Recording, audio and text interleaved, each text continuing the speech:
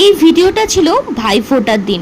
ভাইফোঁটার দিন আমার মা আমাকে আর ভাইকে নিয়ে চলে গেছিলো লাঞ্চে ভূতের রাজা দিল বর রেস্টুরেন্টে। তো ভূতের রাজা দিল বর শ্রীরামপুরে একদম নিউ ব্রাঞ্চ ওদের ওপেন হয়েছে। তোমরা যারা জানো, মোস্ট প্রবাবলি 1 মান্থ তো কমপ্লিট হয়েই গেছে। হ্যাঁ, তো জাস্ট পুজোর আগেই ওপেনিং হয়েছে। অ্যাম্বিয়েন্সটা না বন্ধুরা অসাধারণ ছিল, অসাধারণ। তো ফার্স্টে আমপানার শরবত দিয়েছিল, তো মা খাচ্ছে, দেখো তোমরা। আমপানার শরবত বেশ ভালো খেতে ছিল, কিন্তু তোমরা ট্রাই করতে পারো এই আমপানার শরবতটা। অ্যাকচুয়ালি কালী পুজো শেষ হয়ে জগদ্ধাত্রী পুজো শেষ হয়ে গেল, তারপর আমি এই ভিডিওটা দিচ্ছি, এতটাই আমি লেজি।